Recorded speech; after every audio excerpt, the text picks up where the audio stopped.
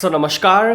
कैसे हैं आप सब? आई होप आप लोग काफ़ी ज़्यादा बढ़िया होंगे एंड आपके सीयूटी के रजिस्ट्रेशन फॉर्म जो है आपको पता होगा वो ओपन हो चुके हैं। आप सीयूटी के रजिस्ट्रेशन फॉर्म्स फिल कर सकते हैं।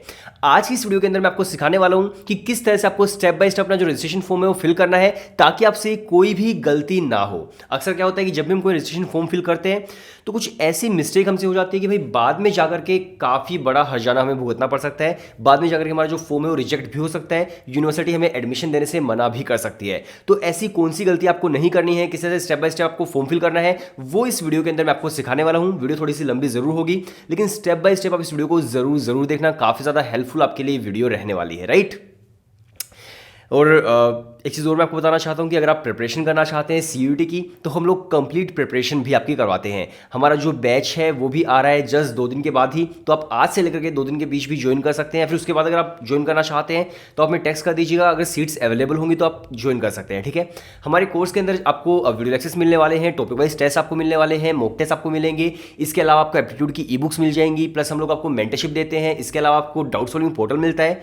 तो देखो कितनी सारी चीज़ें हम यहाँ पर आपको प्रोवाइड कर रहे हैं, राइट। तो ये सब चीज़ें हम लोग आपको प्रोवाइड करने वाले हैं और आपकी पूरी हेल्प होने वाली है एंट्रेंस एग्जाम्स के अंदर। और जितने भी स्टूडेंट्स हमारे जो लास्ट ईयर पढ़ाई की थी जिन्होंने, वो बहुत ही बढ़िया इंस्टीट्यूशंस के अंदर आज के टाइम पर है, चाहे फिर वो हिंदू कॉलेज है, हंसराज कॉलेज है, लेडी श्री राम कॉलेज है, मिरांडा हाउस है, टॉप इंस्टीट्यूशंस के अंदर आज के हमारे जो स्टूडेंट्स हैं वो पढ़ाई कर रहे हैं, राइट। तो आप एक बार व्हाट्सएप पर हेलो सेंड कर दीजिएगा और आप भी अपनी तैयारी आज से ही शुरू कर सकते हैं सीयूईटी के लिए। चलिए अब बात करते हैं कि किस तरह से आपको step by step form fill करना है। अब आपको लैपटॉप की स्क्रीन दिखने वाली है और वहां पर मैं पूरा फॉर्म फिल करके आपको दिखाने वाला हूं। तो चलिए चलते हैं हमारी स्क्रीन की तरफ। सबसे पहले हम लोगों ने क्या किया है कि हमने CUET की जो ऑफिशियल वेबसाइट है वो हम लोगों ने यहाँ पर ओपन कर ली है, CUET.summer.ac.in, जो आपको यहाँ पर स्क्रीन पर दिख रही है, राइट।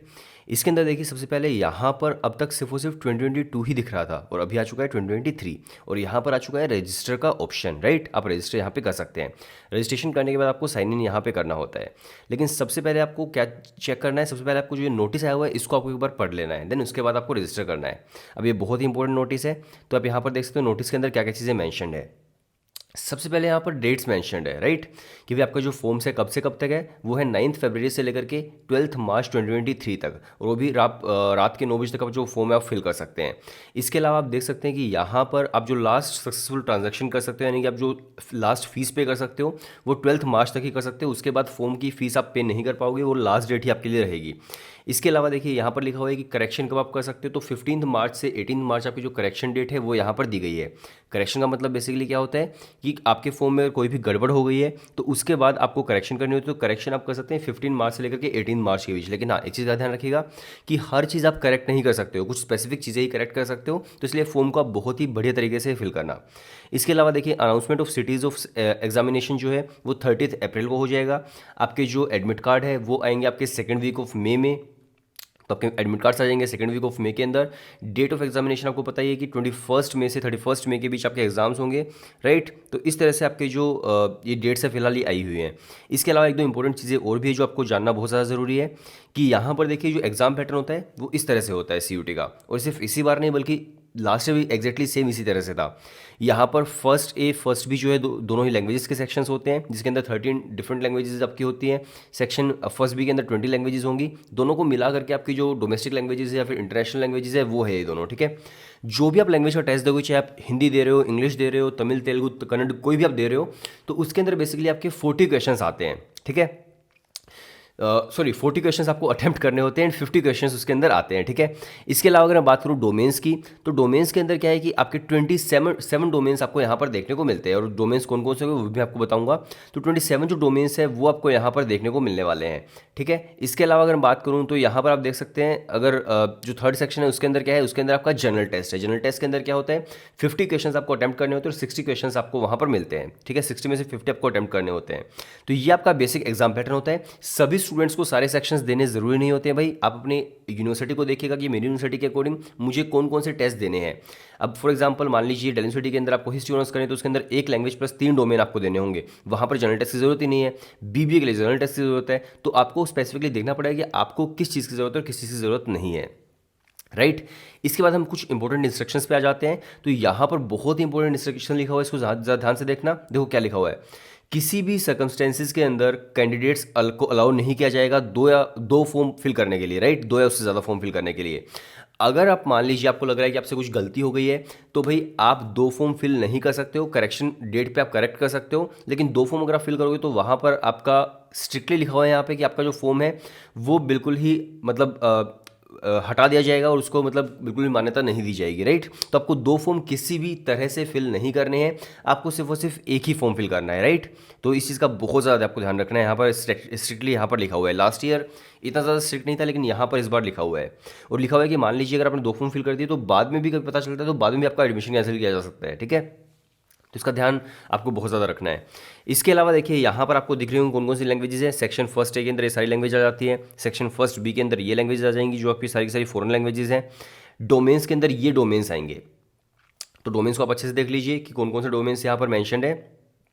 अगर आपने 12th क्लास के अंदर इन डोमेन्स के अलावा कुछ पढ़ा है और आपके इलेक्टिव सब्जेक्ट के अंदर है तो उसको फिर कंसिडर नहीं किया जाएगा, सिर्फ यही आपके डोमेन्स के अंदर होने चाहिए।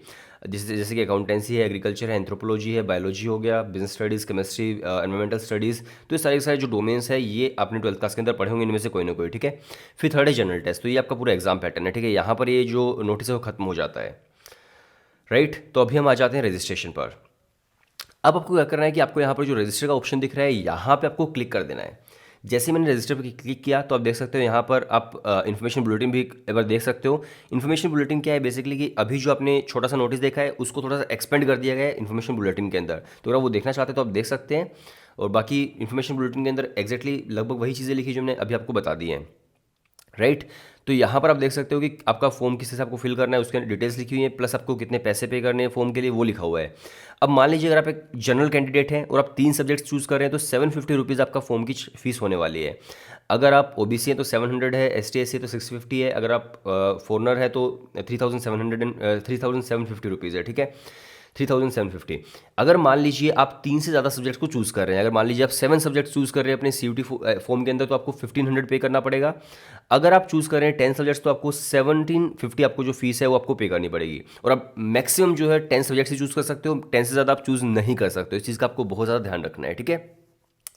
तो आपको नीचे आ जाना है और फिर यहाँ पर आपको क्लिक करना है क्लिक हेयर टू प्रोसीड। लेकिन इससे पहले आपको यहाँ पर टिक कर देना है कि भाई मैंने इन्फॉर्मेशन बुलेटिन पढ़ ली है, पढ़ लेना उसको पहले, ठीक है। वो ज़रूरी है कि मैंने इन्फॉर्मेशन बुलेटिन पढ़ ली है और उसके बाद मैं यहाँ पर प्रोसीड कर रहा हूँ या कर रही हूँ, ठीक है। आपने प्रोसीड कर दिया। अब ये रजिस्ट्रेशन फॉर्म का फर्स्ट स्टेप जो है ये ओपन हो गया है। अभी आपका जो फॉर्म है वो भी शुरू नहीं हुआ है, ये सिर्फ बेसिक रजिस्ट्रेशन है। बेसिक रजिस्ट्रेशन से क्या होगा कि आपको एक ओटीपी, आपका जो यूज़र आईडी पासवर्ड है वो आपका आ जाएगा, ठीक है। ये स्टेप है अभी, ये apply for online registration. Fill online form का जो एप्लीकेशन है वो इसके बाद आएगा, वो बड़ा एक प्रोसीजर है, लेकिन ये बिल्कुल बेसिक जो रजिस्ट्रेशन है वो यहाँ पर सबसे पहले स्टार्टिंग में ओपन हो गया है। सबसे पहले देखिए आपको कैंडिडेट्स नेम आपको डाल देना है, राइट। फादर्स नेम आपको डाल देना है। मैं सारी डिटेल्स फिल कर दूंगा, देन उसके बाद हम नेक्स्ट पेज पे चलेंगे। तो ये बहुत ही बेसिक डिटेल्स है। आपका नाम हो गया, जो आपकी 10th क्लास की मार्कशीट पे वही आपको नाम डालना है। फिर फादर्स नेम है वो आपको डाल देना है। फादर्स नेम के बाद मदर्स नेम आपको डालना है। फिर अगर कोई भी आपका गार्जियन है उसका नाम आपको डालना है। फिर इसके बाद देखिए आपको डेट ऑफ बर्थ डाल देना है। डेट ऑफ बर्थ आपका 10th क्लास वाला ही होना चाहिए। बहुत बार बच्चे डेट ऑफ बर्थ ही गलत डाल देते हैं और भाई उसके बाद तो ना बहुत ज़्यादा दिक्कत आपको आने वाली है, राइट। तो डेट ऑफ बर्थ बहुत ही सोच समझ कर आपको डालना है। इसके बाद जेंडर आपको डाल देना है, मेल है, फीमेल है, थर्ड जेंडर है, जो भी। इसके अलावा फिर अगर मैं बात करूँ तो नेशनैलिटी आपको डालनी है, भाई इंडियन है या फिर आप बाहर से हैं, फॉरेनर स्टूडेंट है, वो आपको डाल देना है। इसके अलावा आइडेंटिटी है, जिसके अंदर आपको कोई भी एक आइडेंटिटी कार्ड आपको लगा देना है। बहुत बार स्टूडेंट्स पूछते हैं कि सर आधार कार्ड क्या ज़रूरी होगा, हमारे पास आधार कार्ड नहीं है। और एक बच्चे का मेरे पास टेक्स्ट आया था लास्ट ईयर कि सर मेरे पास पासपोर्ट नहीं है सर, मैं फॉर्म ही फिल नहीं कर सकता हूँ। तो भाई पासपोर्ट वगैरह ये सब ऑप्शनल है, राइट। या तो आप पैन कार्ड लगा दीजिए, या फिर आप स्कूल आईडी कार्ड लगा दीजिए, या फिर आप पासपोर्ट लगा दीजिए, वोटर आईडी लगा दीजिए, राशन कार्ड बेशक आप लगा दो, या फिर मान लीजिए आपके पास आधार कार्ड है तो यहाँ पर आप other valid government identity with photography, ये जो इस पर क्लिक करके आप आधार कार्ड भी लगा सकते हो, ठीक है। तो जो भी आपको लगाना है आप वो लगा सकते हो, इसमें कोई भी आपको दिक्कत नहीं आने वाली है। इसके बाद है वैलिड आइडेंटिफिकेशन नंबर, उसका जो भी नंबर होगा, मान लीजिए पैन कार्ड लगा, पैन कार्ड का कोई ना कोई नंबर होता है, तो वो जो नंबर है आपको यहाँ पर डाल देना है, ठीक है। तो इस तरह से आपको ये सारे के सारे फिल कर देने हैं। देन इसके बाद आपका जो परमानेंट एड्रेस है वो आपको यहाँ पर फिल करना है। ये बहुत ही बेसिक सी डिटेल है, मैं इसके अंदर बहुत ज़्यादा मतलब ऐसे नहीं डीप में नहीं जाने वाला हूँ भाई कि ये एक एक स्टेप बाय स्टेप ये आपको करना है, क्योंकि इतनी चीज़ें हर किसी को आती है, राइट। इतनी बेसिक चीज़ें सबको पता होती है कि भाई आपका हाउस नंबर क्या है, आपकी लोकेलिटी क्या है, आपकी कंट्री क्या है, वो सब बहुत ही बेसिक सी चीज़ें जो आपको डालनी है।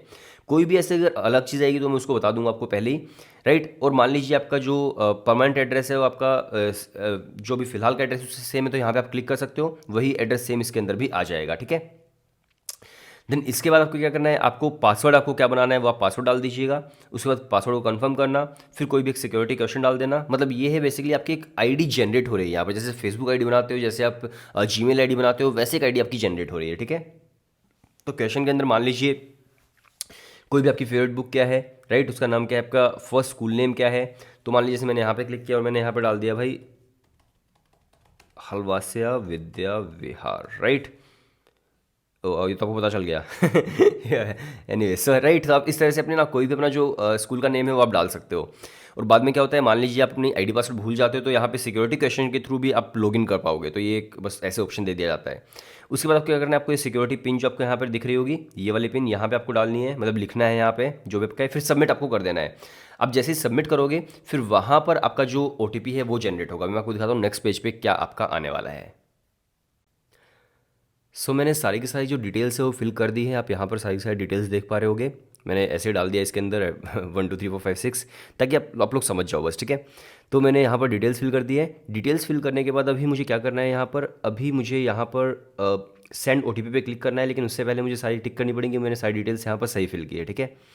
तो मैंने यहाँ पे सभी टिक कर दिए हैं कि भाई मैंने जो डिटेल्स फिल करी है वो सही है। लेकिन अब मेरी वाली सही नहीं है क्योंकि मुझे क्योंकि एडमिशन नहीं लेना है, ठीक है। बट आप बिल्कुल सही से एग्जैक्ट फिल करना। आपका जो एड्रेस है वही एग्जैक्ट होना चाहिए, आपका फ़ोन नंबर है वही फ़ोन नंबर होना चाहिए, हर चीज़ सही होनी चाहिए, ठीक है। तो मैंने यहाँ पे सारी सारी टिक कर दिए हैं। और हाँ, बहुत सारे स्टूडेंट क्या करते हैं, सर मैंने आपका फ़ोन नंबर देख लिया, फ़ोन नंबर ये लो, ये फ़ोन नंबर है। देख लो अच्छे से, क्योंकि ये जो फ़ोन नंबर है हमारे इंस्टीट्यूट का है जहाँ पर स्टूडेंट्स प्रिपरेशन करते हैं। तो आप व्हाट्सएप पर टेक्स्ट कर दीजिए, कभी भी आपको फॉर्म में कुछ पूछना है या फिर आपको प्रिपरेशन करनी है, इसी नंबर पे होगा, ठीक है, 9817896009। राइट, तो चलिए अब चलते हैं आगे। तो अभी यहाँ पे क्लिक कर देना है submit and send OTP to mobile. मैंने यहाँ पे क्लिक कर दिया, राइट। तो अभी जो आपका देखो यहाँ पर लिखा हुआ है verification code has been send to a mobile number. अब जो वेरिफिकेशन कोड है वो आ गया होगा। यहाँ पर वेरिफिकेशन कोड आपको डाल देना है। जो मेरे पास वेरिफिकेशन कोड आया है वो मैं बता देता हूँ क्या है। ओके, मैं डाल ही देता हूँ यहाँ पे। फिर इसके बाद आपको जो कैप्चा है वो आपको डाल देना है 234376। ये बेसिकली कैप्चा इसलिए होता है ताकि कोई भी बोट जो है वो यहाँ पर एक्सेस ना कर पाए, सिर्फ और सिर्फ इंसान ही यहाँ पे एक्सेस कर पाए। तो भी देखो मैंने यहाँ पर डाल दिया है। अब हमारा शुरू हो जाता है यहाँ पर रजिस्ट्रेशन। अभी तक फिर आप कहोगे कि अभी तक क्या था, अभी तक बेसिक आपको आईडी बनानी थी, लेकिन अभी आपका जो असली एप्लीकेशन फॉर्म है वो यहाँ पर स्टार्ट होगा, ठीक है। तो यहाँ पर आप देख सकते हो सबसे पहले ये हमने क्लियर कर दिया है, ठीक है, यहाँ पर आ गया है। अब हम इस स्टेप पर आ जाएंगे, fill online application form, right. इस स्टेप पर हम लोग अभी फिलहाल आएंगे। तो अभी क्या करना है, अभी देखो आपका एक एप्लीकेशन नंबर ये आ गया कि भाई ये आपका एप्लीकेशन नंबर है, ये आपका यूनिक आइडेंटिफिकेशन आपका नंबर है भाई, ये किसी दूसरे इंसान का नहीं हो सकता है कभी भी, ठीक है। फिर आपको क्लिक कर देना है click application form, continue application form. मैंने यहाँ पे क्लिक किया और अभी यहाँ पर देखो कुछ बेसिक जो डिटेल्स है वो यहाँ पर अपने आप ही फिल हो गई हैं, जो मैंने पहले फिल की हुई थी, नाम वगैरह। लेकिन कुछ जो है वो यहाँ पर हमें फिल करनी पड़ेंगी, राइट। तो अभी देखो यहाँ पर फादर्स क्वालिफिकेशंस वगैरह लिखा हुआ है, फादर्स ऑक्यूपेशन वगैरह लिखा हुआ है, राइट, कि भाई पिताजी आपके कितने पढ़े हुए हैं। तो आप कुछ भी जो भी आपके पिताजी पढ़े हो आप डाल सकते हो यहाँ पे। फादर्स ऑक्यूपेशन क्या है वो आप डाल सकते हो। मदर्स नेम वगैरह तो ये पहले से ही आ जाएगा। मदर्स ऑक्यूपेशन क्या है वो आप डाल सकते हो, राइट। इसके अलावा सॉरी, मदर्स क्वालिफिकेशन लिखा हुआ है, राइट। मदर्स ऑक्यूपेशन क्या है, मम्मी क्या करती है वो आप डाल सकते हो, राइट। फिर इसके अलावा गार्जियंस है उसकी फैमिली इनकम वगैरह लिखी हुई है ना, तो वो आप डाल दीजिएगा। जो भी आपको डालनी है, आपको सही लगे वो आप डाल दीजिएगा। इसके अलावा फिर आर यू ट्विन, क्योंकि बहुत बार क्या होता है दूसरा ट्विन भाई जो होता है वो एग्ज़ाम भी दे सकता है। तो यहाँ पर आर यू ट्विन भी का ऑप्शन, मतलब मैंने पहली बार देखा है, मैंने इससे पहले ऑप्शन कभी नहीं देखा और किसी भी फॉर्म में नहीं देखा। तो यहाँ पर अगर आप है तो येस कर दीजिए, नहीं है तो नो कर दीजिएगा। डोमिसाइल कहाँ की है, यानी कि आप कहाँ से बिलोंग करते हैं, तो दिल्ली से हैं वो डाल दिए, हरियाणा से वो डाल दो, जो भी जहाँ से भी आप हैं। डायबिटिक है या नहीं है तो कुछ भी आप कर सकते हो, क्योंकि एग्ज़ाम के अंदर आपको दिक्कत ना आ जाए एग्ज़ाम देते हुए, राइट। प्लेस ऑफ रेजिडेंस, अगर अर्बन रूरल कहाँ से आप है, शहर से हो गांव से हो, वो सब आपको डाल देना है। मोड ऑफ प्रिपरेशन, आपने प्रिपरेशन कहाँ से की है, तो यहाँ पे आप देख सकते हो, यहाँ पे जो ऑनलाइन कोचिंग है टेल एजुकेशन, यहाँ से आपको करनी है। मजाक कर रहा हूँ, जहाँ से भी आप करते हो वहाँ से आप डाल सकते हो। ये सिर्फ डेटा मेंटेन होता है कि भाई कितने बच्चे कहाँ से पढ़ाई कर रहे हैं, ऑनलाइन कर रहे हैं या फिर खुद पढ़ाई कर रहे हैं, कहाँ से कर रहे हैं, ठीक है। तो हमारे स्टूडेंट्स अगर आप हैं तो ऑनलाइन का आप डाल सकते हो, क्योंकि अगर आप टेल एजुकेशन से पढ़ाई कर रहे हो तो ऑनलाइन आप डाल दीजिएगा। इसके बाद यहाँ पर दिया गया है medium of study in qualification exam. आपने 12th क्लास में जो एग्जाम पास किया है उसके लिए आपने कौन सी लैंग्वेज में किया है वो, राइट। तो इंग्लिश मीडियम था इंग्लिश मीडियम डाल दीजिए, हिंदी मीडियम था हिंदी मीडियम डाल दीजिए, जो भी आपका मीडियम रहा है। फिर आपका ये अगेन वो एड्रेस आ गया है, ये आपका पहले से डाला हुआ मिलेगा। फिर इसके बाद हम आ जाते हैं आपके अदर कोटा एंड कैटेगरीज पे। ये भी इंपॉर्टेंट है, अगर आपने यहाँ पर गलती कर दी तो भाई यहाँ पे काफ़ी ज़्यादा दिक्कत आपको बाद में फेस करनी पड़ सकती है, तो इसको आप बहुत ही ध्यान से समझना भी, ठीक है। Do you belong to below poverty line, तो अगर आप है तो येस, वरना फिर आप नो कर सकते हैं। Are you Kashmiri migrant, Kashmiri migrant का भी यहाँ पर कोटा होता है, तो आप येस और नो कर सकते हैं, राइट। इसके अलावा वार्ड ऑफ डिफेंस पर्सनल, इसके अंदर क्या होता है कि जो भी स्टूडेंट होते हैं इनके पेरेंट्स आर्मी से बिलोंग करते हैं, तो वहाँ पर येस और नो कर दीजिएगा, वहाँ पर भी कोटा मिलता है। लेकिन हाँ, इसके अंदर डेल यूनिवर्सिटी में मान लीजिए आप एडमिशन ले रहे हो तो उसके अंदर ना फिर अलग अलग यहाँ पर स्टेजेस होती हैं, स्टेज 1, स्टेज 2, स्टेज 3। इसमें होता है कि किसी के पेरेंट अभी भी आर्मी में सर्व कर रहे हैं, किसी के रिटायर हो चुके हैं, किसी के भाई मार्टर हो गए थे, शहीद हो गए थे ये लड़ाई के अंदर। तो इस तरह से बहुत सारी अलग अलग स्टेजेस होती हैं, उसके हिसाब से अलग अलग कोटा मिलता है डेल यूनिवर्सिटी के अंदर, राइट। वो अलग अलग लेवल्स पे होता है। इसके अलावा देखिए कि आपके पास क्या आप एनसीसी कोटा क्लेम करना चाहते हो। एनसीसी कोटा क्लेम करने के लिए कोई ना कोई यहाँ पर एक ना, आप बोल सकते हो कि जैसे आपने कोई कैंप वगैरह अटेंड किया हो, सर्टिफिकेट आपके पास हो, एबीसी मतलब जो भी सर्टिफिकेट्स होते हैं एनसीसी के, उसमें से कोई आपके पास हो। तो ए तो आप सभी के पास हो, लेकिन सी तक तो कॉलेज के अंदर ही पहुंच पाता है स्टूडेंट, आई गेस। तो यहाँ पर आप डाल दीजिएगा येस और नो। फिर स्पोर्ट्स से आप हैं या फिर नहीं है, येस या नो आप डाल दीजिएगा। अब मान लीजिए अगर आप स्पोर्ट्स से येस कर दोगे तो आपको स्पोर्ट्स से भी डॉक्यूमेंट भी लगाने पड़ेंगे आगे। अगर आप एनसीसी से येस कर दोगे तो आपको डॉक्यूमेंट्स भी लगाने पड़ेंगे आगे, ठीक है। मैंने नो कर दिया तो मुझे डॉक्यूमेंट्स नहीं लगाने हैं। इसके अलावा देखिए यहाँ पर लिखा हुआ है कि यूनिवर्सिटी वार्ड एम्प्लॉय आपके पेरेंट्स है या फिर नहीं है, येस और नो कर दीजिएगा यहाँ पे। इसमें भी होता है कि मान लीजिए डेल यूनिवर्सिटी में ही आपके पेरेंट्स कुछ काम करते हैं भाई, एकेडमिक स्टाफ है, नॉन एकेडमिक स्टाफ है, कुछ भी है, राइट। तो उसमें भी आपको कोटा मिल जाता है अगर आपके पेरेंट्स है तो। फिर यहाँ पे आप सेव कर दीजिएगा, राइट। मैं तो इनमें से सभी में नो डाल दिया मैंने तो तो यहाँ पर आपको सेव पे क्लिक कर देना है। जब मैं सेव पे क्लिक करूँ तो ये नहीं हो रहा है, कहीं ना कहीं पे आपको रेड दिखेगा, फिर हाँ ये रहा, यहाँ पे ये भूल गया था मैं डालना। तो देखिए आप रिजर्वेशन से तो जनरल आप डाल दीजिएगा, अनरिजर्व आप डाल दीजिएगा, वरना आप किसी भी रिजर्वेशन वो डाल दीजिएगा। जनरल डालोगे तो कोई डॉक्यूमेंट आपको नहीं लगाना है, अगर आप कोई रिजर्वेशन डालोगे तो आपको फिर वो डॉक्यूमेंट आगे लगाना पड़ेगा, ठीक है। जनरल के लिए बहुत आसान है, कोई डॉक्यूमेंट नहीं चाहिए पीडब्ल्यूडी है या फिर नहीं है, फिजिकली एबल्ड, तो यहाँ पर आप डाल सकते हो, नो डाल सकते हो। फिर अब यहाँ पे सेव हो जाएगा, राइट। तो देखो अभी फिर यहाँ पे सारी सारी डिटेल्स आ गई है कि हाँ भाई ये तुमने डिटेल्स फिल की है, पर दोबारा से देख लो, बाद में फिर कभी दिक्कत ना करो हमें ठीक है। तो यहाँ पर प्रोसीड टू नेक्स्ट सिलेक्शन पे आपको क्लिक कर देना है, ठीक है। तो ये आपकी सारी सारी डिटेल्स हो गई हैं। और हाँ, यहाँ पे आप देख सकते हो ये जो स्टेप था हमारा, ये था पर्सनल डिटेल्स का। इसके बाद एजुकेशनल डिटेल्स हमें डालनी है, फिर एग्जामिनेशन सेंटर डिटेल्स डालनी है, फिर यूनिवर्सिटी प्रोग्राम सिलेक्शन डालना है। ये बहुत इंपॉर्टेंट है, बहुत इंपॉर्टेंट, वीडियो को बहुत ध्यान से देखना है इस स्टेप पर, ठीक है। फिर टेस्ट पेपर डिटेल्स डालनी है, अपलोड कर देने डॉक्यूमेंट्स आपने जो भी एस किए वो सारे डॉक्यूमेंट्स आपको डाल देने हैं, फिर प्रीव्यू पे जाकर के फीस पेमेंट कर देनी है लास्ट में, ठीक है। तो मैं यहाँ पे कर देता हूँ प्रोसीड टू नेक्स्ट सिलेक्शन। तो अब मुझे डालना होगा यहाँ पर हमारा एजुकेशनल डिटेल्स, राइट। तो रिजल्ट जो है तो आप यहाँ पे डाल सकते हो। अभी 10th क्लास की बात चलिए, 12th क्लास की बात नहीं है, 10th क्लास की बात है फिलहाल, ठीक है। रिजल्ट में पास हो गया। पासिंग ईयर क्या था आपका, तो भाई आपका पासिंग ईयर कोई भी हो सकता है। मान लीजिए अगर आप अब आपने कोई भी गैप ईयर नहीं लिया है, तो आई गेस आपका जो पासिंग ईयर होना चाहिए वो आपका होना चाहिए 2021 आई गेस, राइट। हाँ, इसके बाद qualifying exam 10th, urban rural, क्या आपका स्कूल कहाँ पे है, गवर्नमेंट स्कूल था, प्राइवेट स्कूल था, क्या स्कूल था वो आप डाल दीजिएगा, राइट। तो यहाँ पर आप देख सकते हो सारे यहाँ पर आ गए हैं। फिर इसके अलावा देखिए क्वालिफाइंग एग्ज़ाम कहाँ पे आपने एग्ज़ाम दिया है, फिर यहाँ पर वही अगेन आपका जो जो भी आपका स्टेट है वो आपको डालना पड़ेगा कि आपने कहाँ से एग्ज़ाम क्वालिफाई किया है। फिर आप देखिएगा यहाँ पर बहुत बार एक ही चीज़ पूछी जा रही है ना, बहुत ही बार। बोर्ड नेम क्या था, सीबीएसई अगर आपका था तो आपको central board of secondary education डालना है। तो यहाँ पर आप अगर आप ध्यान से देखोगे, हाँ ये भी बहुत इंपॉर्टेंट है कि भाई आपको ना बहुत ही ज़्यादा ध्यान से यहाँ पर देखना है। यहाँ पर ना सीबीएसई बोर्ड के जैसे एक दो बोर्ड से नाम और आपको देखेंगे वो आपको नहीं डालना है। Central board of secondary education ये जो है ये आपको डालना है, ये वाला ना मत कर देना आप। सीबीएसई 1 जो लिखा हुआ है, सीबीएसई इंटरनेशनल, सीबीएसई आई, तो ये बिल्कुल मत करना। Central board of secondary education यही आपको करना है। बहुत स्टूडेंट सिर्फ इसको देखते हैं और क्लिक कर देते हैं, तो फिर गड़बड़ हो जाती है। यहाँ पर आपको क्लिक करना है, ठीक है। फिर इसके बाद स्कूल का नाम वगैरह क्या था, तो जो भी आपका नाम था वो डाल सकते हो, राइट। स्कूल का पिन कोड क्या था वो भी, जो भी पिन कोड था आप डाल दीजिएगा। यहाँ पर मैंने वैसे डाल दिया है। रोल नंबर क्या था आपका, रोल नंबर 10th क्लास का बोर्ड रोल नंबर यहाँ पर पूछ रहा है, ना कि आपसे कोई वैसे पूछ रहा है, ठीक है। तो जो भी बोर्ड रोल नंबर था वो आप डाल देना यहाँ पे। फिर रिजल्ट मोड आपकी परसेंटेज में आई थी, ग्रेड में आई थी, किस में आई थी, ग्रेड में आई, ग्रेड में डाल दीजिए, ठीक है। फिर क्या ग्रेड आई थी आपकी, मान लीजिए 8 डाल दिया मैंने, राइट। सॉरी मैक्सिमम लिखा हुआ है, मैक्सिमम में 10 आपको डालना होगा। कितने आपने ऑब्टेन किए वहाँ पर आप 8 डाल सकते हैं, राइट। इक्विवेलेंट परसेंटेज अगर आप डालोगे तो देखो ग्रेड्स में आपको इक्विवेलेंट परसेंटेज किस तरह से आपके निकलते हैं मैं आपको बता देता हूँ, बहुत ही सिंपल है। तो इसके अंदर बेसिकली क्या होता है कि आपको जो भी आपकी ग्रेड आई होती है, ठीक है, उस ग्रेड को आपको मल्टीप्लाई करना होता है 9.5 से, राइट। तो अगर मैं 8 को 9.5 से मल्टीप्लाई कर दूंगा तो मेरा जो आंसर है वो आ जाएगा भाई आपका 76, राइट। तो मैंने यहाँ पे 76 कर दिया है, ठीक है। इसके अलावा फिर आपका यहाँ पर ट्वेल्थ क्लास की बारी आ गई है भाई। ट्वेल्थ क्लास का रिजल्ट सभी स्टूडेंट्स को तो नहीं आया है, राइट। तो आप अगर पास कर दोगे, क्योंकि पास वही स्टूडेंट करेंगे जो ड्रॉपर स्टूडेंट्स होंगे, ठीक है। या तो पास कर दीजिए या फिर आप अपीयरिंग पे क्लिक कर दीजिए। भाई मैं अपीयर कर रहा हूँ मैं, ठीक है, आपने अपीयरिंग पे क्लिक कर दिया है तो यहाँ पर आपका फिर रिजल्ट आपसे नहीं पूछेगा, राइट। जो बेसिक डिटेल्स है वही आपको यहाँ पर फिल करनी होंगी, जो हमने जस्ट पहले फिल की थी, राइट। तो बार बार वही डिटेल्स आपसे पूछी जा रही है। मैं यहाँ पे फटाफट से फिल कर देता हूँ सारी डिटेल्स। यहाँ पर न्यू दिल्ली ही करना पड़ेगा। जो भी मतलब मैं क्या कर रहा हूँ, जो भी आप मान लीजिए आपने दिल्ली से नहीं किया तो आपको वही फिल करना होगा, ठीक है। मैं तो दिल्ली कर रहा हूँ, ये मत करना कि आप भी दिल्ली कर दो फिर अगेन यहाँ पर वो जो central board of secondary education जो था ये रहा, वो आपको क्लिक कर देना है जिस भी बोर्ड से आपने किया है, राइट। फिर स्कूल नेम, जो भी आपका स्कूल नेम है, ठीक है।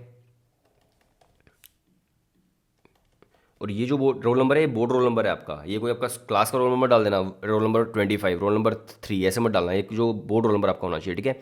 आपको सेव पे क्लिक कर देना। अब यहाँ पे देखो आपसे ना कोई भी वो नहीं पूछा गया कि आपके कितने रिजल्ट आया, क्या कुछ आया, क्योंकि आपने पहले ही यहाँ पे अपीयरिंग, पहले आपने यहाँ पे सॉरी 10th क्लास का आ गया है फिर से, मुझे लगता है ना गलती से। हाँ, तो यहाँ पे 10th एंड 12th दोनों ही यहाँ पे फिल हो गया है। वो 12th क्लास का 10th का गलती से दिखा दिया था, तो यहाँ पे आपसे कुछ भी नहीं पूछा, क्योंकि आपने जो रिजल्ट था, रिजल्ट पे आपने अपीयरिंग पे क्लिक कर दिया था, ठीक है। तो अपीयरिंग पे क्लिक करने के बाद आपसे कुछ भी नहीं पूछा जाता है भाई आपका रिजल्ट क्या रहा है, राइट। सो इसके बाद आपको क्या करना है, प्रोसीड टू नेक्स्ट सिलेक्शन पे क्लिक कर देना है। अब हम आ जाते हैं हमारे नेक्स्ट सिलेक्शन पे, सिटी प्रेफरेंसेस पे। तो सिटी प्रेफरेंसेस जो है भाई आपको अब जो भी मैंने दिल्ली फिल किया था, तो दिल्ली के पास वाली जो सिटीज़ थी वो यहाँ पे दिखा रहा है। तो कोई भी आपको जो प्रेफरेंसेस है वो आपको डाल देनी है, राइट। सिटी प्रेफरेंस 1 2 यहाँ पे मैंने मान लीजिए दिल्ली डाल दिया, तो दिल्ली के अंदर यही आएगा। फिर मान लीजिए मैंने हरियाणा डाल दिया, हरियाणा के अंदर फिर दोनों में से क्लिक करता हूँ, गुड़गांव मैंने डाल दिया, ठीक है। तो 2 प्रेफरेंस मैं यहाँ पे फिल कर सकता हूँ। सिटीज़ जो है आपको बहुत ज़्यादा मिलने वाली है, ऐसा नहीं कि आपको सिर्फ एक या दो ही मिलेंगी। अब मैंने जैसे दिल्ली डाला था, तो दिल्ली की वजह से यहाँ पे शायद मुझे लग रहा है 2 3 ही मुझे दिखा रहा है, दिल्ली, हरियाणा और उत्तर प्रदेश, जो पास के जो हमारे पास एग्जाम सेंटर्स हैं। लेकिन आप जो भी आप सिटी डालोगे उसके आसपास की आपको दिखाएगा। अगर मान लीजिए आप भाई राजस्थान डालोगे तो राजस्थान के आसपास की ही दिखाएगा, राइट। तो आपको सेव कर देना है। इसके बाद अब देखिए जो भी आपका वो आएगा भाई, आपका जो भी सेंटर आएगा वो इन सिटीज़ के अंदर ही आएगा। अब इसके बाद हम आ जाते हैं थर्ड स्टेप पर। आप देख सकते हो पर्सनल डिटेल्स हमारी हो गई है, एजुकेशनल डिटेल्स हमारी हो गई है, एग्जामिनेशन सेंटर डिटेल्स यहाँ पर हमारी हो गई है। अब हम आ जाएंगे हमारे नेक्स्ट स्टेप पर, प्रोसीड टू नेक्स्ट सिलेक्शन। और यहाँ पर अब क्या डालना है आपको डाल देना है भाई यूनिवर्सिटी सिलेक्शन। ये बहुत ज़्यादा ध्यान से आपको फिल करना है भाई। बहुत बार क्या होता है, अगर आपने यूनिवर्सिटी सिलेक्शन के अंदर मान लीजिए अपनी यूनिवर्सिटी आपको क्लिक ही नहीं किया आपने, और बाद में आप कहो सोचो कि यार मैं इस यूनिवर्सिटी का फॉर्म फिल करने वाला हूँ, तो फिर वो आपका पॉसिबल ही नहीं हो पाएगा, ठीक है। देखो यहाँ पर जितनी यूनिवर्सिटीज़ आपके सीयूटी के अंडर आती हैं, सारी यूनिवर्सिटीज़ यहाँ पर लिखी हुई हैं। तो यहाँ पर अभी आपको कोई कॉलेज प्रेफरेंसेस नहीं डालनी है। कॉलेज प्रेफरेंसेस वगैरह मान लीजिए आप डीयू का फॉर्म फिल करोगे तो उसके अंदर आएंगे, लेकिन यहाँ पर सिर्फ यूनिवर्सिटी सिलेक्शन, क्योंकि सीयूटी का फॉर्म है, ठीक है। बहुत ज़्यादा ध्यान से फिल करना है। तो मान लीजिए आपको सिटीज़ आपको जो यूनिवर्सिटीज़ है वो डालनी है। तो यहाँ पर सबसे पहले मान लीजिए मैंने यूनिवर्सिटी ऑफ दिल्ली डाल दी, ठीक है, यूनिवर्सिटी ऑफ दिल्ली, ठीक है। तो मैं सबसे पहले यहाँ पे यूनिवर्सिटी ऑफ दिल्ली डाल दिया। फिर इसके बाद कौन सा कोर्स मुझे यूनिवर्सिटी ऑफ दिल्ली से करना है, तो मान लीजिए भाई मुझे करना है केमिस्ट्री फिजिक्स ऑनर्स, ठीक है। मैंने फिजिक्स ऑनर्स डाल दिया, फिर मैंने ऐड किया, राइट। तो ये देखो ऐड हो गया है, एक यूनिवर्सिटी ऑफ दिल्ली के अंदर आप फिजिक्स ऑनर्स करना चाहते हो, ये ऐड हो गया। इसकी आप एलिजिबिलिटी भी चेक कर सकते हो कि भाई अब तुम एलिजिबल हो या फिर नहीं हो। मैंने यहाँ पे क्लिक किया तो एलिजिबिलिटी देखो यहाँ पर आ गई। भाई कितनी बढ़िया वेबसाइट बनाई हुई है, मैं मतलब सच में बोलना चाहता हूँ जिसने भी वेबसाइट डिज़ाइन की है, बहुत ही प्यारी वेबसाइट डिज़ाइन की हुई है। इतनी इतनी बारीकी से आपको समझाया गया है। मान लीजिए BSc in physics, BSc honours आप फिजिक्स करना चाहते हो दिल्ली यूनिवर्सिटी से, तो इसके लिए आपको फिजिक्स, केमिस्ट्री और मैथ्स की जगह पर आपका अप्लाइड मैथ्स है वो भी हो सकता है।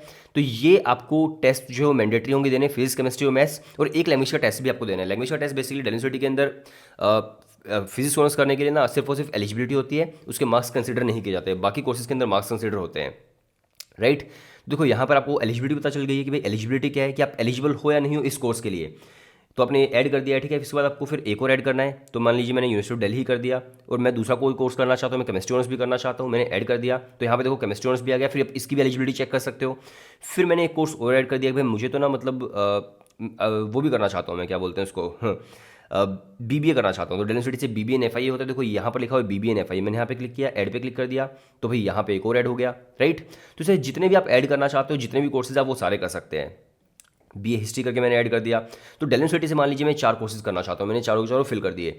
इसके बाद क्या होगा कि मुझे यूनिवर्सिटी अपनी चेंज करनी है, तो भाई मैंने यहाँ पे क्लिक किया यूनिवर्सिटी पे, और फिर मैंने अपनी यूनिवर्सिटी ही चेंज कर दी। मैंने क्या कर दिया, मैं आ गया भाई यहाँ पर अभी जो हमारा वैसे तो आप कोई भी यूनिवर्सिटी डाल सकते हो, लेकिन मैं चाहता हूँ कि मैं यहाँ पर बनारस हिंदू यूनिवर्सिटी डालूँ तो इसके बाद हम लोग आ गए हैं कहाँ पर यार, बनारस हिंदू यूनिवर्सिटी, ढूंढना पड़ेगा मुझे। सो मैं अभी यहाँ पर बी एच यू को ढूंढ ही रहा था, तो यहाँ पर बी एच यू भी शो नहीं हो रही है। इसके दो रीज़न हो सकते हैं। सबसे पहला रीज़न ये हो सकता है कि कोई टेक्निकल इशू हो सकता है, 2-3 दिन के अंदर अंदर बी एच यू यहाँ पर आ जाए। और मैं हमेशा बोलता हूँ कि फॉर्म ना जैसे ही फॉर्म आए उसी वक्त आपको नहीं फिल करना चाहिए, फॉर्म 2 या 3 दिन के बाद ही आपको फिल करना चाहिए। कोई भी करेक्शन हो तो वहाँ पर फॉर्म में आ जाती है। तो अभी यहाँ पर बी एच यू शो नहीं हो रही है, मोस्ट प्रोबेबली क्या पता 3 या 4 दिन के अंदर शो हो जाए। या फिर दूसरा हो सकता है क्या पता बी एच यू अभी सी यू टी एक्सेप्ट ना कर रहा हो, लेकिन ये तो भाई बहुत ही कम चांस है, बहुत ही कम।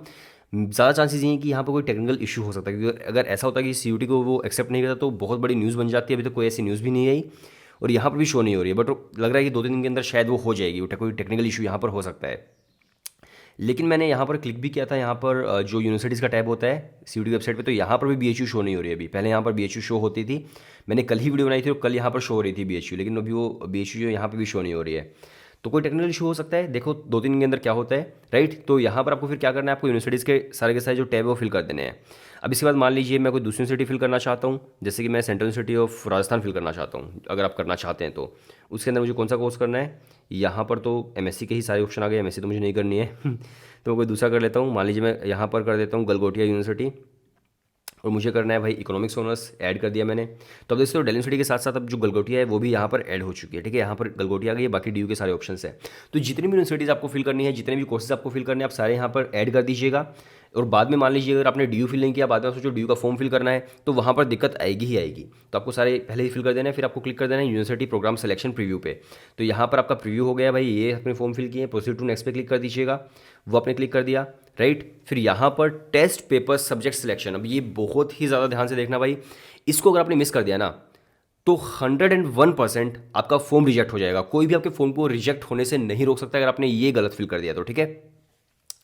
अब मान लीजिए मुझे फिजिक्स ऑनर्स करना था, तो फिजिक्स ऑनर्स के लिए आपको पता है वो क्या क्या चीज़ें चाहिए होती हैं, पीसीएम प्लस एक लैंग्वेज, ठीक है। तो मैंने यहाँ पे क्या किया, मैं टेस्ट पेपर सिलेक्शन में यहाँ पे कर सकता हूँ, राइट। तो मैंने यहाँ पे फिजिक्स सबसे पहले ढूंढ लिया कि भाई फिजिक्स कहाँ पर है। तो यहाँ पर आपको फिजिक्स मिल जाएगा। चलो केमिस्ट्री में कर देता हूँ, केमिस्ट्री मिल गया है। फिजिक्स केमिस्ट्री मैथ्स हमें करना है। इसके बाद फिजिक्स ये रहा, फिजिक्स मैंने फिल कर दिया। और इसके बाद फिर जो मैथमेटिक्स है वो मैं यहाँ पे फिल कर देता हूँ, मैथमेटिक्स, राइट। तो ये तो 3 तो टेस्ट देने ही देने पड़ेंगे, ठीक है। टेस्ट मीडियम क्या है, मैं इंग्लिश में ही टेस्ट देना चाहता हूँ, आप इन लैंग्वेज के अंदर दे सकते हो, राइट। तो मैंने इंग्लिश ही कर दिया। फिर इसके बाद एक लैंग्वेज भी देनी है, मैं इंग्लिश देना चाहता हूँ। तो इस एलिजिबिलिटी के अकॉर्डिंग मुझे पता है भाई दिल्ली यूनिवर्सिटी के अंदर मुझे कंसिडर कर लिया जाएगा, तो मैंने ये फिल कर दिया है, ठीक है। अब मान लीजिए कोई बीबीए करना चाहता है बच्चा, तो बीबीए के लिए उसे क्या करना होगा भाई, उसे बीबीए के लिए एक लैंग्वेज देनी होगी, एक मैथमेटिक्स का टेस्ट देना होगा, प्लस जनरल टेस्ट देना होगा, राइट। अगर आप बीबीए करना चाहते हैं तो आपको वो टेस्ट देने पड़ेंगे। अब कोई बच्चा कोई दूसरा कोर्स करना चाहता है, उसको अलग एलिजिबिलिटी देनी पड़ेगी। तो आपको भाई अपनी एलिजिबिलिटी बहुत ही अच्छे से पता होनी चाहिए, उसके बाद आपको ये फिल करना है। अगर आपने टेस्ट ही गलत फिल कर दिए तो आपका एडमिशन कभी भी नहीं होगा। अगर मान लीजिए भाई आप साइंस के स्टूडेंट हो, आर्ट्स में जाना चाहते हो, दिल्ली यूनिवर्सिटी बोलती है कि अगर आप डी में एडमिशन लोगे तो टेस्ट आपको साइंस वाले ही देने पड़ेंगे, उसके बेसिस पर आपका आर्ट्स के अंदर एडमिशन होगा। तो आपको टेस्ट यही देने पड़ेंगे, इसके बेसिस पर आपका आर्ट्स के अंदर एडमिशन होगा, ठीक है। और जो डोमेन्स आपने 12th क्लास के अंदर पढ़े हैं सिर्फ आप वही डोमेन्स फिल कर सकते हैं डी के अकॉर्डिंग। बाकी आप यूनिवर्सिटीज देख रहे हैं तो अलग अलग कुछ क्राइटेरिया हो सकता है, बट डी में तो आप वही डोमेन्स फिल कर सकते हो जो आपने 12th क्लास के अंदर पढ़े हैं। अगर आपने 12th में नहीं पढ़ा है तो आप कभी भी इन सब्जेक्ट्स को फिल नहीं कर सकते हो, ठीक है। अब देखिए मान लीजिए मैं यहाँ पर करना चाहता हूँ भाई बीबीए, क्योंकि मैंने बीबीए भी फिल किया था। तो बीबीए के लिए मैं क्या करूँगा कि मैं यहाँ पर आकर के जनरल टेस्ट, अगर यहाँ पर ऑप्शन है ये रहा जनरल टेस्ट, मैंने यहाँ पे क्लिक कर दिया। अब देखो यहाँ पर फिजिक्स ऑनर्स के लिए भी क्राइटेरिया फुलफिल हो रहा है, यहाँ पर जनरल टेस्ट के लिए भी फुलफिल हो रहा है। क्योंकि देखिए मैंने मान लीजिए मैं बीबीए करना चाहता हूँ, बीबीए के अंदर क्या है कि मुझे एक तो लैंग्वेज का टेस्ट देना है, लैंग्वेज में इंग्लिश मैंने यहाँ पर टिक किया हुआ है। दूसरा मुझे क्या करना है भाई, मुझे तो मैथमेटिक्स का टेस्ट देना है, ये भी टिक किया हुआ है, और जनरल टेस्ट। इन तीनों टेस्ट के अकॉर्डिंग, ये जो टेस्ट तीन आपको दिख रहे हैं, ये वाले नहीं, ये वाले तीन, ठीक है। तो इन 3 टेस्ट के अकॉर्डिंग मैं बीबीए में जा सकता हूँ। और जनरल टेस्ट अगर मैं हटा दूँ तो इन 3 टेस्ट के अकॉर्डिंग मैं जो फिजिक्स ऑनर्स है वो भी कर सकता हूँ। और इन तीनों के बेसिस पर मैं भाई बीए के कोर्सेज भी कर सकता हूँ दिल्ली यूनिवर्सिटी के अंदर, मैं बीकॉम वगैरह भी कर सकता हूँ, बीकॉम ऑनर्स भी कर सकता हूँ, राइट। तो एक तरह से अगर मैंने ये फील किया तो मैं लगभग दिल्ली यूनिवर्सिटी के सारे ही कोर्सेज कर सकता हूँ, है ना। तो आपको देख लेना भाई, आप जो जो कोर्सेज करना चाहते हैं उसके अकॉर्डिंग कौन कौन से टेस्ट आपको देने होंगे। मैक्सिमम आप 10 सेलेक्ट कर सकते हो, और वैसे आप 4-5 तो आपको करनी पड़ेंगे, ठीक है। आप मैक्सिमम 10 कर सकते हैं। फिर यहाँ पे आपको क्लिक करके सेव पे क्लिक कर देना है, राइट। और यहाँ पे मुझे नोट एप्लीकेबल करना होगा सभी पे, तो मैं यहाँ पर नोट एप्लीकेबल कर देता हूँ फटाफट से, राइट। ओके, मैं नोट एप्लीकेबल कर दिया। अब मैं यहाँ पे सेव पे क्लिक कर देता हूँ, ठीक है। तो यहाँ पर आ गया है भाई टेस्ट पेपर, एक बार अच्छे से देख लो, बाद में चेंज नहीं होंगे। मैंने कर दिया प्रोसीड टू नेक्स्ट सिलेक्शन कि भाई आगे बढ़ो मैंने यहाँ पे जैसे क्लिक किया तो यहाँ पर अब फाइल अपलोड का आ गया है। तो देखो आप यहाँ पर सिर्फ और सिर्फ फोटो अपलोड करना है और सिग्नेचर अपलोड करना है, राइट। मैंने रिजर्वेशन वगैरह कुछ भी टिक नहीं किया था, तो बहुत ही बेसिक जो चीज़ें हैं वो मुझे यहाँ पे अपलोड करनी है। फिर अपलोड करने के बाद मैं आपको दिखाता हूँ कि लास्ट में अभी देखो यहाँ पे अपलोड डिटेल्स आ गई है, लास्ट में फिर फीस पेमेंट का ऑप्शन आ जाएगा, तो मुझे क्या फीस पेमेंट करनी पड़ेगी, ठीक है, वो मैं आपको लास्ट में दिखाने वाला हूँ अभी। सो अभी मैंने मेरे जो डॉक्यूमेंट्स है वो अपलोड मतलब रेडी कर लिए हैं। डॉक्यूमेंट्स तो क्या ही है, फोटो और सिग्नेचर ही है। तो यहाँ पे आप देख सकते हो उसके अंदर लिखा हुआ फोटो आपकी 10 KB से 200 KB के बीच की लिमिट ही होनी चाहिए, राइट। इसके अलावा देखिए आप यहाँ पे लिखा हुआ है कि सिग्नेचर जो है 4 KB से 30 KB के बीच का, तो मैंने फोटोशॉप में जाकर के इसको एडिट कर लिया है, वरना आप भी एडिट कर सकते हो, बहुत ईजी है। और जो आपका होना चाहिए वो JPEG के अंदर ही होना चाहिए, दूसरा कोई फॉर्मेट यहाँ पर नहीं चलेगा, ठीक है। सबसे पहले मैंने फ़ोटो यहाँ पर सेलेक्ट की, और फोटो सेलेक्ट करने के बाद मैंने यहाँ पर ये फ़ोटो है मेरी, मैंने सेलेक्ट कर लिया। इसका आपको स्टार्ट अपलोड पे क्लिक करना है, तभी वो अपलोड होगा, ठीक है। ये अपलोड हो गई। फिर मैंने साइन पे क्लिक किया, और मेरा जो साइन है वो मैंने यहाँ पे सेलेक्ट किया, मतलब मैंने वैसे ही ट्रैक पैड से ही बनाया है, माउस से ही बनाया है साइन, जैसे आपको दिखाने के लिए, ठीक है। तो मैंने यहाँ पे अपलोड कर दिया। फिर आप प्रोसीड टू प्रीव्यू सिलेक्शन में मैं क्लिक करूँगा, यहाँ मैंने क्लिक किया। फिर आप देख सकते हो कि मेरा पूरा जो फॉर्म है यहाँ पर प्रीव्यू में आ गया है वो, ठीक है। तो पूरा फॉर्म प्रीव्यू के अंदर आ चुका है। यहाँ पर आप मेरा पूरा पूरा फॉर्म देख सकते हो।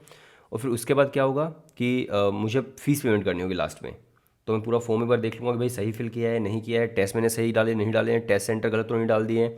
सब कुछ देखने के बाद मैं फिर क्या करूँगा, अभी मैं यहाँ पर फ़ीस मुझे पे करनी है। फ़ीस आप देख सकते हो मेरी यहाँ पर 1500 फ़ीस आ गई है। क्योंकि मैंने जो था वो काफ़ी सारे टेस्ट वहाँ पे सेलेक्ट कर दिए थे, ठीक है। और मैं जनरल भी हूँ, तो जनरल के हिसाब से और टेस्ट के हिसाब से यहाँ पर ये फ़ीस बन रही है। आपकी फ़ीस अलग हो सकती है।